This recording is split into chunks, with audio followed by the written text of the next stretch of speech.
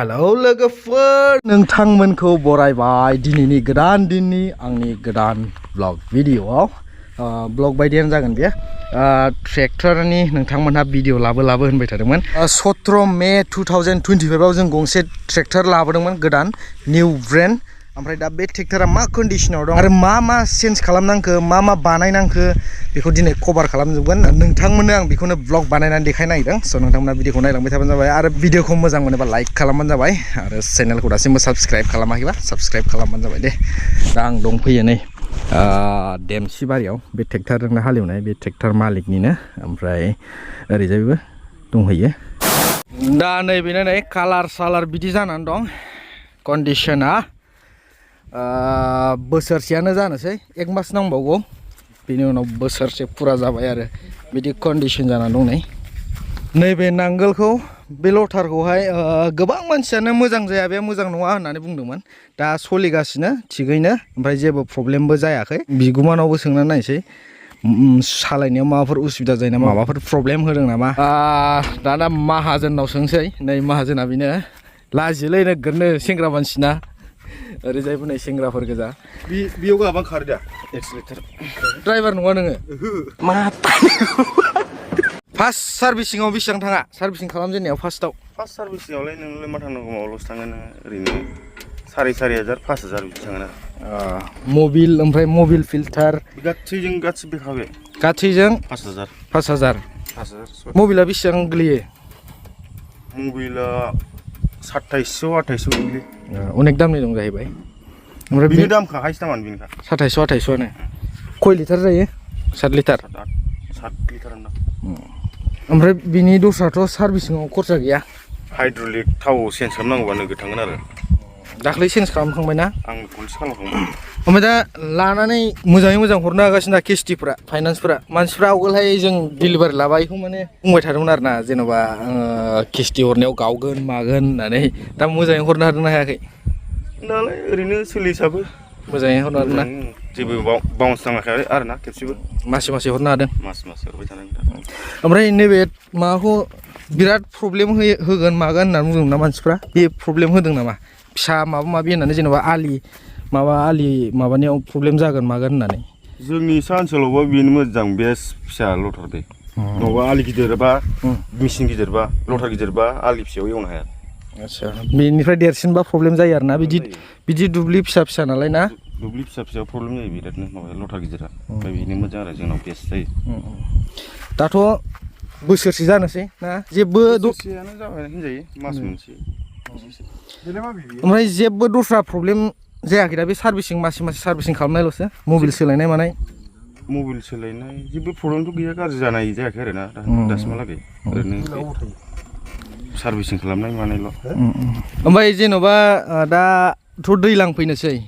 दाथ' थावनि दामफ्राबो बारायबाय माबाय ओरै वारनि प्रब्लेम जानानै जोंनि भुटानावबो जेनेबा जों भुटाननिफ्राय सिगांहाय लाबोनो हायोमोन थावफोरखौ देग्लायहाय बिगायाव बेसेबांसो थांगोन बायदि हालेवनायाव जेनेबा लानाय जेनेबा 500 नङाबा एवनो हानाय नङा बिदियाव दानि दामखौ नायनानै डिजेलनि दामखौ नायनानै डिजेलाथ' दा 100 थाखा लिटार बारासो जाबावनो हागौ जोंनि साइडजों दा मानोना भुटानाव बांद्राय माबादों बारायदों दा बिगायावहाय 500 बा 550 बिदि लानांगोन आरो ना 500 मिलायगोन आरो ना ओमफ्राय सानसेयाव दा हाइस खय बिगा एवनो हायो खारायनायबा नों माबाल' बारा एवनो हायालै नों 22 बिगा 23 बिगा हायो बिदि आरो ना 22 बिगा 23 बिगा ओमफ्राय बे जेन'बा गायनोसै माबाखानाय खारायखानाय बेफोरबायदिबालाय बेयावबा नों 26-27 बिदि हायो 26-27 हायो ना ओमफ्राय ड्राइभारनो बेसेबां होयो पेमेन्टआ आंनिया ड्राइभारनो माबा सानसेयाव 500 नालाय आच्छा जानाय फ्रि ओमफ्राय नों मालाबा सानफ्रामबो मावनायथ' जाया माने अमाव हिसाब खालामनाय जायो आच्छा माने हाजिरा सिस्टेम आरो गारि खारबानो 500 मोनो आरो ड्राइभारा ओमफ्राय मालाबा बुरजा एवबा एसे खमसिन होबाय ओमफ्राय किस्ति हरनानै मानानै ओरैनो एसे न'खर सलायनो हायो दा जेन'बा हायो मानोथो हाया जानो न'खर सलायनो ड्राइभारनो होनानै किस्ति हरनानै न'खर सलायनो हायोना आरामसे ओमफ्राय जोंथ' ट्रलि लाबोआखैमोन ना ओमफ्राय ट्रलिखौ बिथाङा सेकेन्ड हेन्ड बायदों सेकेन्ड हेन्ड बायनायाव बेसेबां गैला सेकेन्ड हेन्ड बायनायाव ट्रलिया 75,000 75,000 दा ट्रलिनि बांद्राय खामानि जाया जोंथिं ओमफ्राय दा गावनिनो खुद खामानि मावो बिथाङा औवानि बिजनेस खालामो फिसा फिसौनो दा बेहाय बाहायो आरो ओमफ्राय दा दैज्लां फैनोसै एबाराव दैज्लाङाव हालेवनायाव बिराद मोजां ना बेस्ट ना बेना हालेवनायाव ट्रेक्टरा हालेवनाया मोजां बांद्राय गिदिरबो नङा फिसाबो नङा औ बेस्ट आरो बेनो दा लानानैथ' जेबो लस जानाय बायदि मोनाखै दा जायाखै किस्तिया बेसेबां गोलैयोमोनलाय मास मान्थलि खिथाफिनलाय किस्तिया 14,427 थाखा 14,427 थाखा डाउन पेमेन्टआ बेसेबां खालामलाय जों 3 नि एबाब जादोंलै 3 नि एबाब ना 3 20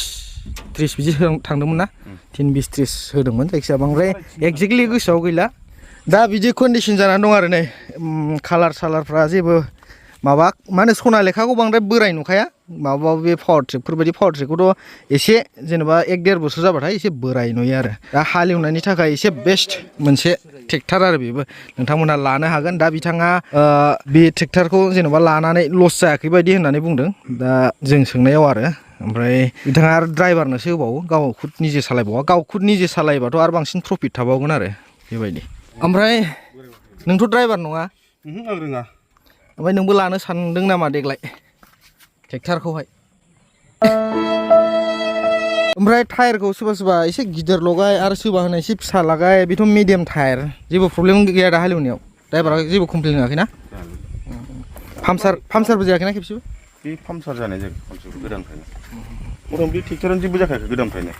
खेबसेबो बोसोरसे जाबाय खेबसेबो जेबो खुलिफेरनाङाखैना खालि बे हाइड्रलिक वेलनि थाखाय दाखालिहाय हाइड्रलिक वेल चेन्ज खालामनांगौ आरो दा बेल' खामानिया मथा-मथि गोदान कन्डिसन बायदियानो दंलै दा गोदानैनो दङ जेबो माने एसेबो प्रब्लेम जायाखै आरो खेबसेबो सनालेखा 45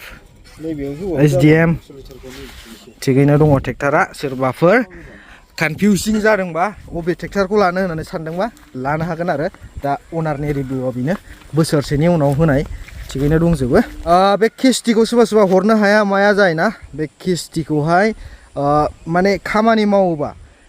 फाइनान्सनि थाखाय एक्सट्रा ड्राइभारनि हाजिरानि थाखाय एक्सट्रा ओमफ्राय गावनि हाजिरानि थाखाय एक्सट्रा बिदि खालामनानै दोनखानांगौ माने गारिनि फैसाखौ अबेबा खामानियाव बाहायना सोरबा सोरबा नैबेहाय प्रब्लेम जानो नागिरो फाइनान्स हरनायावहाय आरो EMI हरनायाव बेखायनो खामायनानै मोननायखौ डेलि एक्सट्रा खालामनांगौ फाइनान्स गारि जुदि लायोबा आरो ना लटाराबो जेबो प्रब्लेम होफेराखैना खेबसेबो ना माबाफोर प्रब्लेम होखांबाय लटारालाय जेबो जायालै बै माबाल' साबथिं क्रसनि माबाया बायो आरो बियारिंआ बियारिं नङा साबथिं क्रसनि बे माबा क्रसआ आदसा बेथ' जेन'बा थांबायानो थायो हा गोरा एवलाय गुरै एवलाय बे आरो खेबबैसो सोलायनांगौ बेखौ क्रसखौ सप्तासे मालाबा रानिं एवबा खेबसे बायनाय जायो रानिं सप्तासे एवबा जेन'बा बायो आरो ना ग्रिस गावनायजोंसो खोथालै बियो माने ग्रिस गावबाय थाबा नों जेबो जाया आदसा ग्रिस गावबाय थानांगौ जेन'बा हनै मालाबा टाइम मोनाबा गावनाय जाया बेनो आरो ड्राइभारनि सायाव जाहैबाय बे इउज खालामनायनि सायाव क्लास प्लेटफ्राबोथ' जेबो प्रब्लेम होआखै दा नोंथ' श'रुमनिफ्रायनो लिंहरो ना श'रुमनिफ्राय फैयो दा आरामसे सार्भिसिं खालामनो थाखाय दे बिदिब्लाथ' सोरबाफोर लानो सानदोंबा लानो हायोना बिन्दास खामानि मावनो हायो लानानै दे धन्यबाद भिडिअ हेल्प खालामनायनि थाखाय दाबो नै स्टार्टफ्राबो 1 स्टार्ट आरो बरियाखा बरिया 1 स्टार्ट साउन्डफ्रा नै एकदम गोदाननि आरो सनालेखा बेस्ट आंबो ट्रेक्टर सालायनो रोंबाय खारहोनोथ' रोङो हालेवनोसो रोङा स' लोगोफोर बे भिडिअखौ बेयावनो फोजोबनोसै लोगो मोनफिनसिगोन नेक्स्ट ब्लग भिडिअआव गोदान मोनसे टपिक लानानै दा नै अखाया गोसोमल' जाबोलायखाबाय नै डिउटियावबो थांनो हायाखै थांनांसिगौ गाबोन समफोरनिफ्राय स्टार्ट खालामनोसै सप्तानैसो जाबाय आं डिउटियाव थांनाया बिराद गोबावसै बेयावनो फोजोबनोसै बे भिडिअखौ जै बर' हारि